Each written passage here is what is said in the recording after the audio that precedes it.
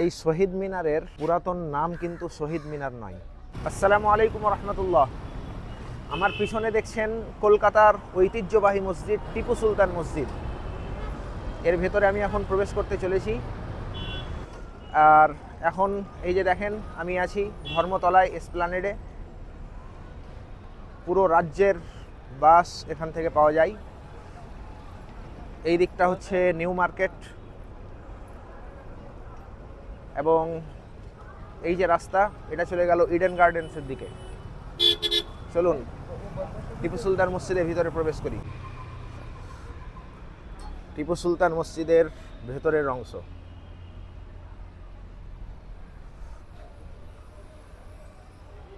একতলায় মসজিদ, কিন্তু বেশ সুন্দর এই স্ট্রাকচার।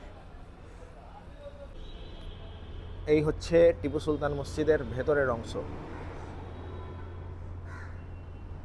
বর্তমানে মসজিদের ভেতরটা তালা লাগানো।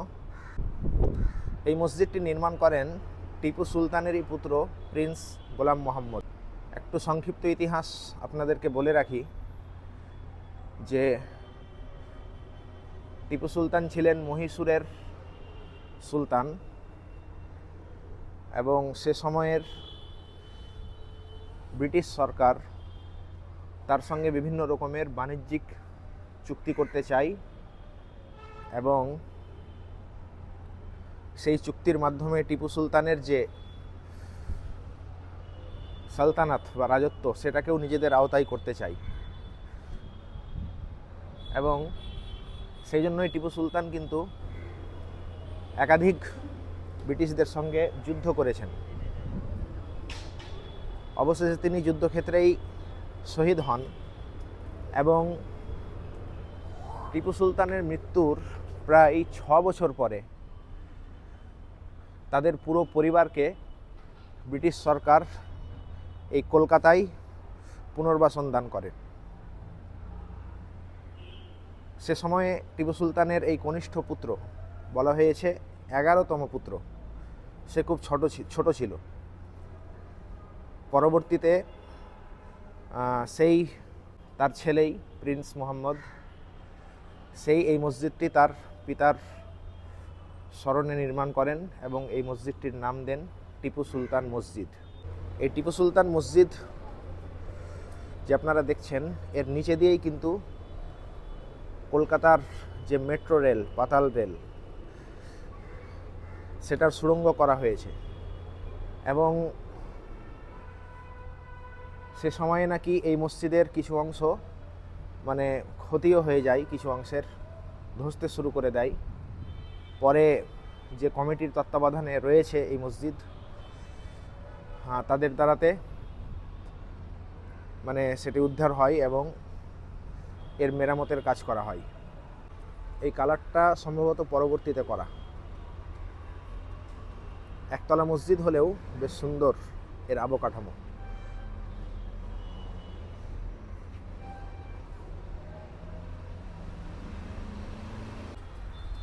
টিপু সুলতান মসজিদ দেখার পরে আমরা বেরিয়ে পড়লাম এবং পাশেই রয়েছে শহীদ মিনার।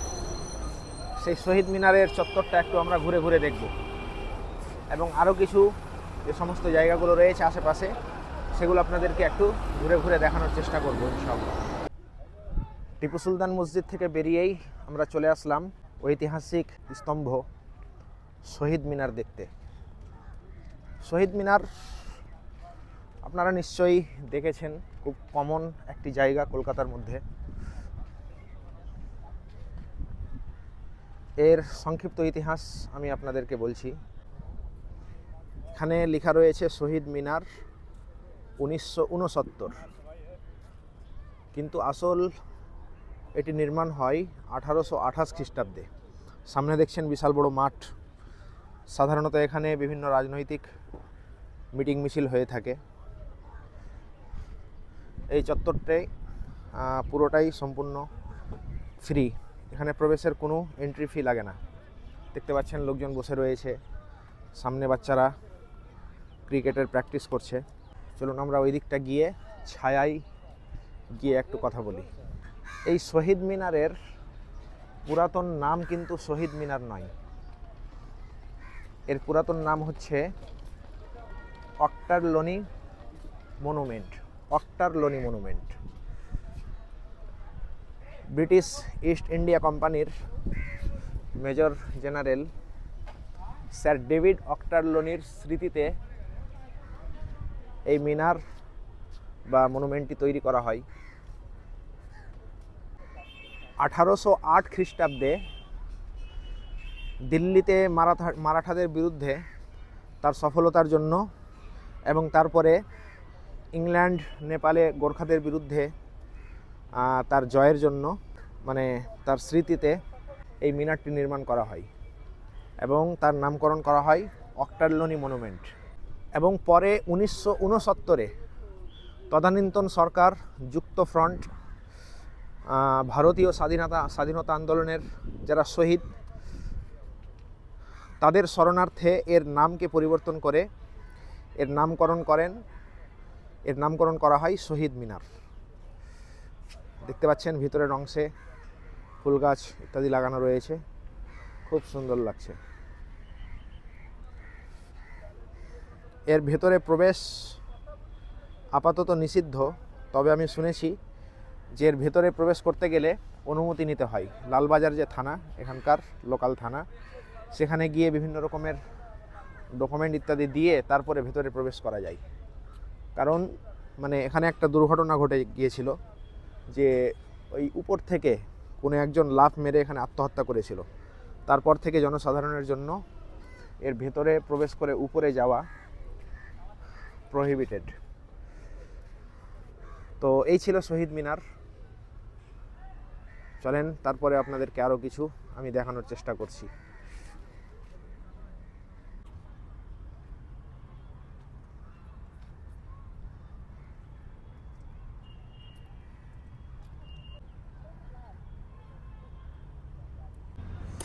আমি এখন এসে পৌঁছেছি ফোর্ট উইলিয়াম,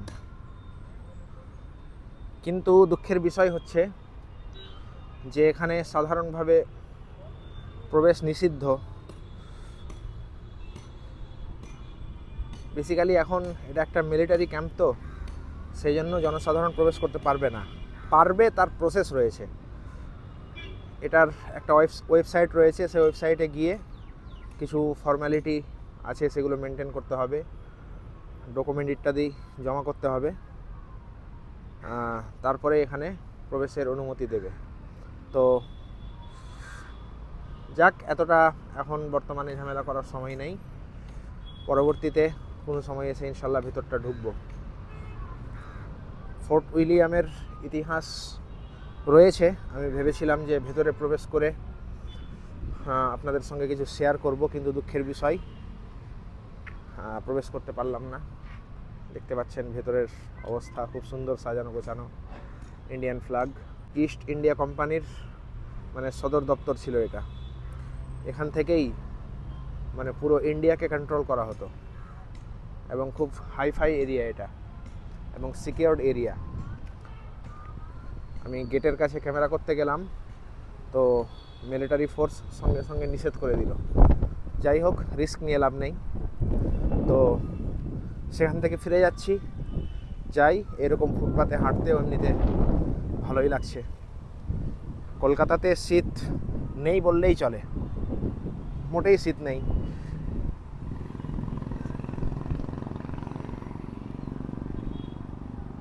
চারিদিকটা খুব ছিমছাম, খুব ভালো, মানে এমনি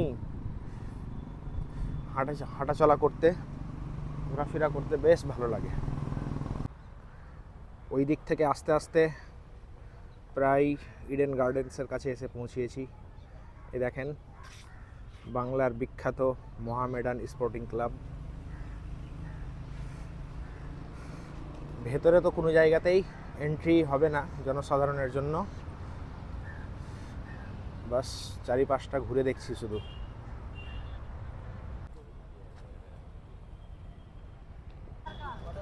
এখানে এসে আলাদা একটা ভাইব দেখতে পাচ্ছি। ইন্ডিয়া ইংল্যান্ড টি20 সিরিজ শুরু হতে চলেছে। পাশে ইডেন গার্ডেন্স, এই দেখেন বক্স অফিস। এখানে টিকিট কেনা বেচা চলছে। কবে যেন রয়েছে এখানে খেলা। আচ্ছা, 22 জানুয়ারি 2025। আমার জানা নেই যে এখানে ভারত ইংল্যান্ডের খেলা আছে কি না, তবে হয়তো আছে, কারণ দেখছেন এই যে টিকিট কেনা বেচা চলছে। সামনে দেখতে পাচ্ছেন ইডেন গার্ডেন্স।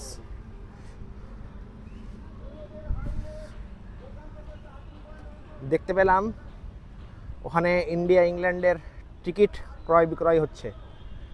এখানে হয়তো বা ম্যাচ আছে। আপনারা কে কে ইডেন গার্ডেন্সে খেলা দেখেছেন বা দেখতে ইচ্ছুক কমেন্টে জানাতে পারেন। এই হচ্ছে এরিয়া।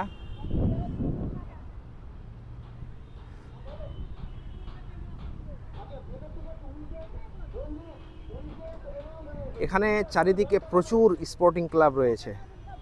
ক্রিকেট থেকে শুরু করে ফুটবল, হকি, বাস্কেটবল, বক্সিং, সব কিছু এখানে প্রচুর পরিমাণে স্পোর্টিং ক্লাব। এবং চারিদিকে মানে সবাই নিজের নিজের স্পোর্টস প্র্যাকটিস করছে। ছোটদের জন্য আলাদা, বড়দের জন্য আলাদা, পুরুষের জন্য আলাদা, মহিলাদের জন্য আলাদা।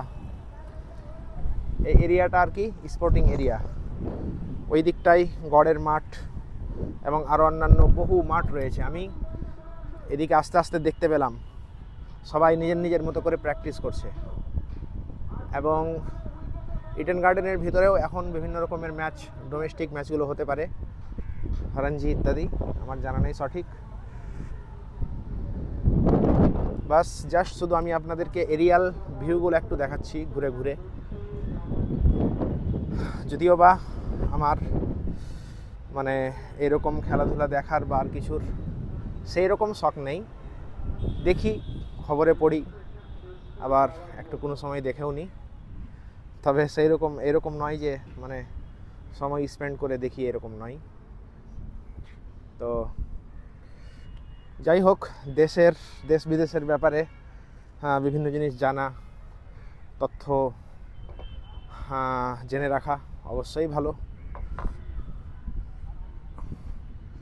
তো এই হচ্ছে এরিয়াল ভিউ, কলকাতা মহাসড়ক। ওই পাশেই রয়েছে কলকাতা হাইকোর্ট। ওই পাশে ফেলে আসলাম উইলিয়াম ফোর্টে প্রবেশ করার ইচ্ছা আমার খুব ছিল, কিন্তু আমার জানা ছিল না যে আগে থেকে ওয়েবসাইটে এন্ট্রি পাস নিতে হয়। যদি আমার জানা থাকতো তাহলে আমি আগে থেকেই ওয়েবসাইটে এন্ট্রি পাস নিয়ে রাখতাম। যাই হোক, এখন আমি আর সময় নষ্ট করলাম না। তো এই ছিল আজকের ভিডিও। যদি আপনাদের ভালো লাগে অবশ্যই লাইক করবেন। কেমন লাগলো কলকাতা দেখতে আপনাদেরকে অবশ্যই কমেন্টে জানাবেন। ফেসবুক পেজে দেখে থাকলে ফলো করবেন, ইউটিউবে সাবস্ক্রাইব করবেন। সবাই সুস্থ থাকুন, ভালো থাকুন। আসসালামু আলাইকুম ওয়া রাহমাতুল্লাহি ওয়া বারাকাতুহু।